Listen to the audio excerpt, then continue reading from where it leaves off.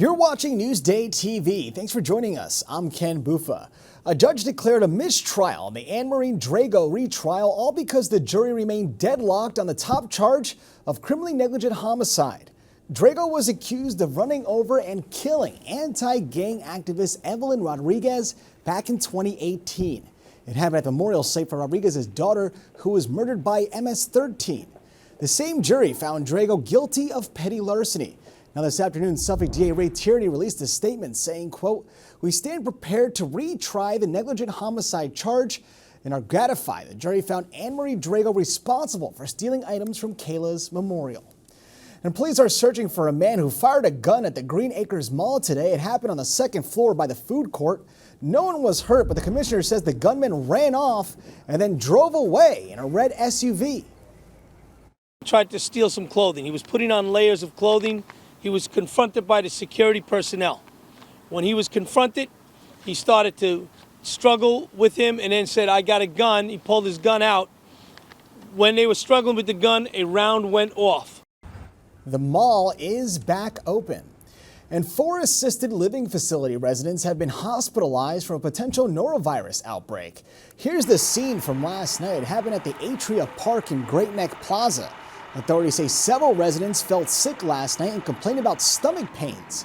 The Nassau County fire officials say they have ruled out carbon monoxide poisoning. And a Great Neck woman who escaped the Hamas attacks while at a music festival is sharing her story. The festival security asks all of us to pull our cars over to the side of the road and start running. And at first we couldn't understand why running would bring us to safety faster than driving. But that's when we heard the first gunshots. And as soon as we heard the first gunshots, we opened our doors and started to run. Now, the woman was honored during a ceremony today in Nassau County for her bravery and support of Israel. A cashier from a supermarket in Great Neck who donated a full week's pay to help in the war in Israel was also honored. And the first responders who helped during the Farmingdale High School bus crash were being honored by the governor. More than 200 law enforcement, fire, and ambulance personnel responded to the crash last month. Kathy Hochul called their efforts remarkable. Think about the first moment they peered into the bus, the chaos, the shattered glass, the crushed metal, the screams, the cries for help, the fear on the faces of children. 2 educators were killed in the crash. Dozens of students were injured, but have all been released from the hospital. And a tax hike may be coming to the town of Babylon. So how much are we talking about and where will that money go? Sherry Einhorn reports. Babylon residents could be facing a nearly double-digit tax hike next year, 9.9%. That's insane. That's all I could say. Town officials say most homeowners will see an increase of just under $154. It was originally higher than that, but the town decided to use $3.5 million in surplus funds to cover some of the increase. I don't agree with it. I understand the concept in a whole to take care of the town, but if as long as nothing is changing and it just keeps on growing, it just puts the pressure on me, and I don't really like that. According to the town, the money is needed to cover increased utility bills, improvements to public safety, and road paving projects, in addition to higher health care and pension costs for town employees, minimum wage increases, and narcotics addiction services. As long as it's going toward things that I feel are valuable, and most of those sound like they're important, then I'll pay for it. I like living here. You know, it's the cost of living in a nice place. According to the town, the increase will be less for people living in the villages of Babylon, Amityville, and Lindenhurst because the villages do provide some of their own services. This is a really tight budget. It's covering the necessary increases that are beyond our control, and we're also able to reduce the amount of the increase to keep it in a manageable way of about $12.50 a month. I'm happy with the town of Babylon. I think the town of Babylon is run like a top. They really handle their stuff. But right, the tax dollars are well spent. Public hearings will be held next month, and a final budget will be adopted by November 20th. In Babylon, I'm Sherry Einhorn for Newsday TV. Housing and development are also big issues in Babylon. Macy Eglin and Denise Bonilla have a story you'll see only in Newsday.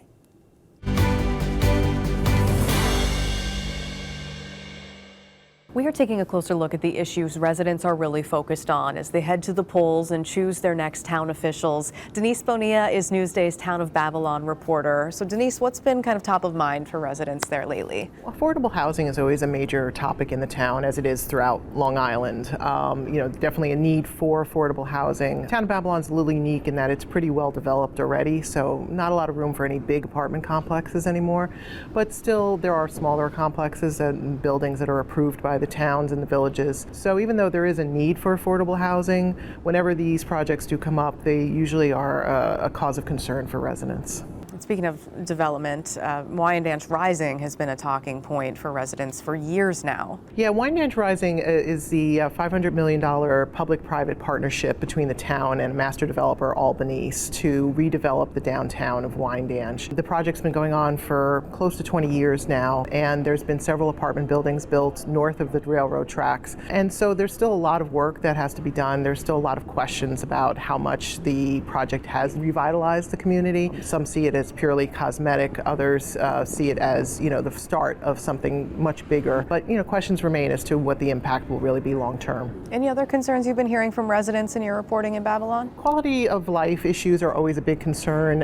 When you have houses that are considered problem houses in neighborhoods, residents get very upset, especially if there's crimes being committed out of those homes, or they're vacant and blighted, or possibly safety hazards. So those are things that residents really want the town to work on, and the town has been pushing various code changes and things to try to address some of those homes.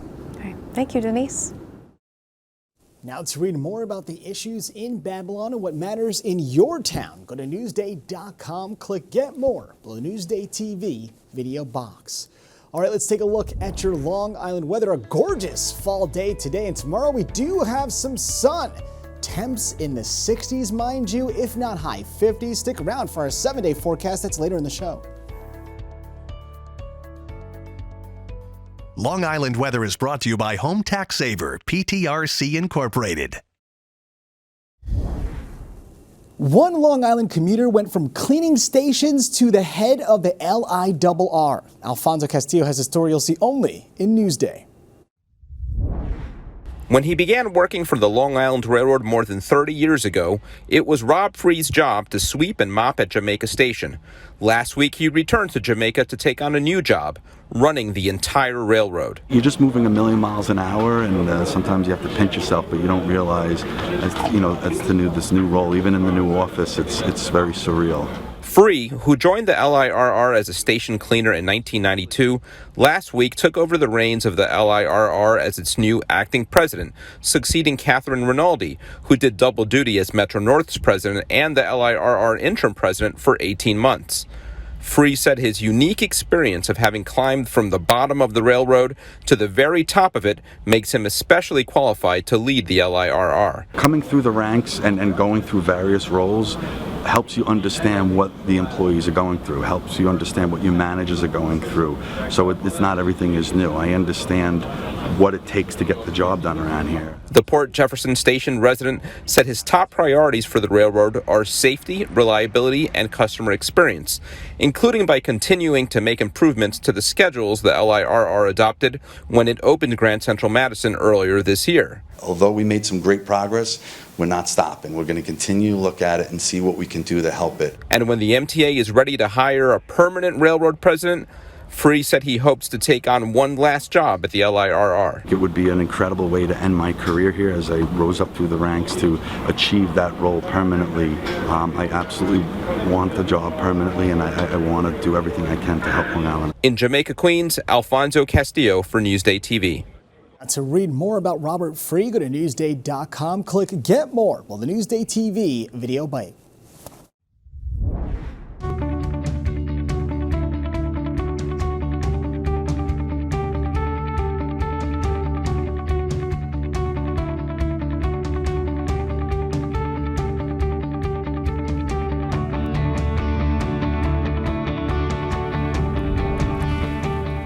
Fall hikes, animals, and a beloved family-run cafe. Macy Eglin takes us to Smithtown and today's destination, downtown. Downtown Smithtown is a one-stop shop for food, fun, even errands. And the perfect place to start the day is Javier's Cafe on Main Street. You can go to a lot of places and get eggs and omelets and pancakes, but it's always been big for us to have things very fresh. Javier's is celebrating 10 years in the heart of Smithtown, a family-run operation with a passion for food. And with a specials menu that changes daily, they're always trying something different. It's fun, and you kind of see what works, what doesn't work, or what becomes like popular. Some things that were only specials, we put on the regular menu because it became, like a very popular item too. So it's been fun. And those who prefer their breakfast on the sweet side will find plenty on the menu here. Everything from pancakes to their stuffed French toast. This is half apple, half raspberry. Smithtown is also home to Sweetbriar Nature Center, an indoor and outdoor opportunity for fall family fun. Sweetbriar is a nature education and wildlife rehabilitation center, housing more than 50 animals that can't fend for themselves. Our job is to treat it and hopefully release it back into the wild. If it can't be released, we try to find placements. Sometimes it winds up staying here. And it offers a learning experience for kids and adults. These are animals that are in their backyards and we can coexist. You can also enjoy the trails and play areas around their 54 acres along the Nissaquag River. This is one of their newer trails. It's a trail for the visually impaired. It was an Eagle Scout project, complete with this guide rope and braille along the way. I always like to say that Sweetbriar is Smithtown's best kept secret. You can see for yourself 7 days a week. Reporting for Newsday TV in Smithtown, I'm Macy Eglund. Now for more on Smithtown, go to Newsday.com, click Get More below the Newsday TV video box. There's nothing like when you finish a story, you have this product that goes out to the world and hopefully brings some truth to, society. Newsday, covering Long Island like no one else can. You're watching Newsday TV. I'm Ken Buffa. Thank you so much for joining us. We leave you now with a look at your 7-day forecast.